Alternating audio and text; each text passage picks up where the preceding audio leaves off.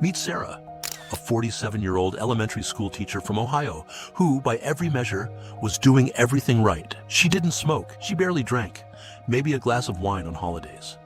She walked 30 minutes every morning before school, and when she started feeling persistently tired and noticed a dull ache under her right ribcage that wouldn't go away, she did what millions of people do every day.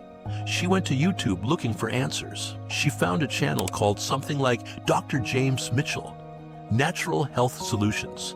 Hello, I'm Dr. Michael, and today I'm going to give you the cure for your pain. Professional thumbnail. Calm, authoritative voice. A doctor in a white coat explaining in perfectly clear English that her symptoms were classic signs of a sluggish, overloaded liver, and that pharmaceutical medicine would never tell her the real solution because there was no money in it. The protocol was simple. A specific combination of herbal teas, milk thistle, kava root, green tea extract, and something called comfrey, taken 3 times a day for 60 days. Natural, ancient, proven according to Dr. Mitchell. What Sarah didn't know, what she couldn't have known, was that Dr. James Mitchell didn't exist. The voice was AI generated. The face in the thumbnail was created by an image generator. And the protocol she was about to follow religiously for the next 2 months was going to bring her within days of needing a liver transplant. Sarah started the protocol on a Monday morning. She ordered the teas online, set 3 daily alarms on her phone, and kept a little journal tracking how she felt each day.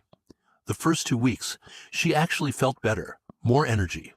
The ache under her ribcage seemed to ease slightly. She left a 5-star comment on the video. She recommended the channel to her sister. By week 4, the fatigue came back, worse than before. She figured it was a detox reaction. The channel had a follow-up video specifically about this. Why you feel worse before you feel better. The healing crisis explained. Dr. Mitchell's AI voice was reassuring. This was normal.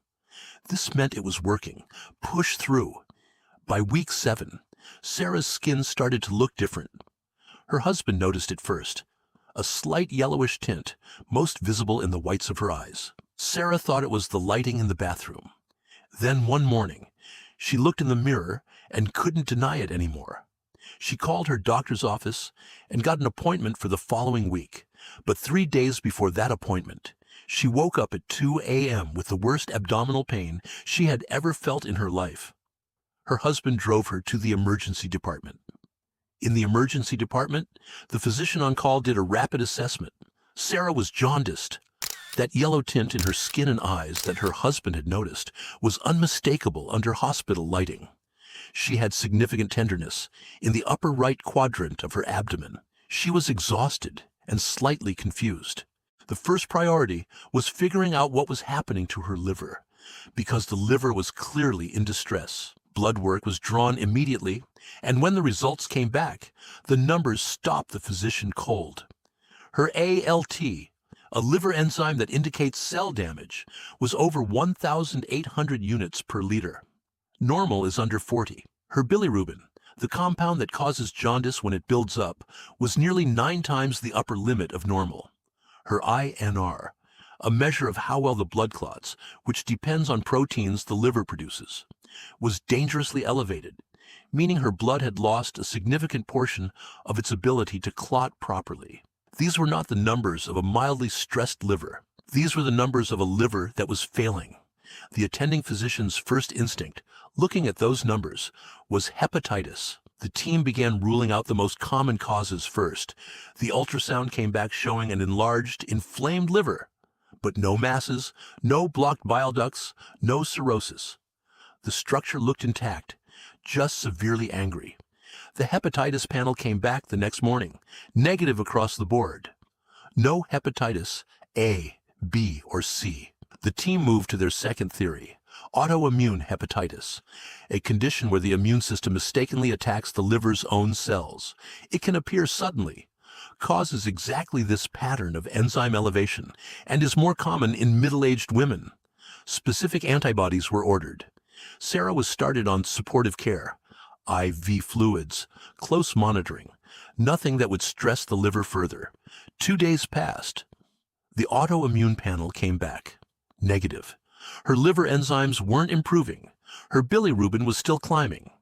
The hepatology team, liver specialists, was called in. The hepatologist who came to see Sarah that afternoon had been practicing for 22 years.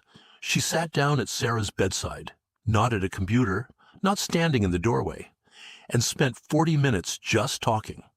She asked about medications. Sarah took only a multivitamin and a blood pressure pill she'd been on for 3 years, neither known to cause this kind of damage. Then the hepatologist asked a question that no one had asked yet. Are you taking any herbal supplements? Any teas, powders, natural remedies? Anything that wouldn't show up on a standard medication list? Sarah hesitated. Then she described the protocol, the teas, the channel. Dr. Mitchell, 63 days of 3 cups a day. The hepatologist recognized the combination immediately. She ordered one final test, a liver biopsy, to look at the actual tissue under the microscope. And when the pathology report came back 2 days later, it confirmed exactly what she suspected. The pattern of cell death was not viral. It was not autoimmune. It was toxic. Specifically, it matched the fingerprint of something called herb-induced liver injury, HILI for short. And one herb in Sarah's protocol was almost certainly responsible, the comfrey. Think of the liver as the body's most sophisticated processing plant.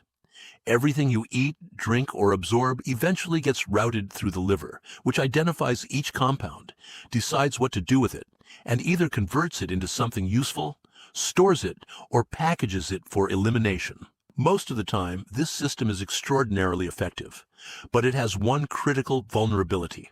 It can be fooled. Comfrey, a plant that has been used in folk medicine for centuries, contains a class of compounds called pyrrolizidine alkaloids, or PAs. These compounds are the plant's natural defense mechanism against insects. They're not inherently toxic in their original form, but when the liver attempts to process them, to break them down and eliminate them, it converts them into something far more dangerous.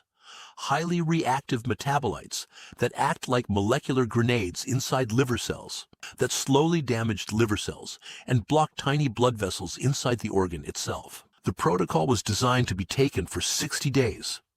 Sarah made it to 63 before collapsing, but the comfrey itself was only part of the story.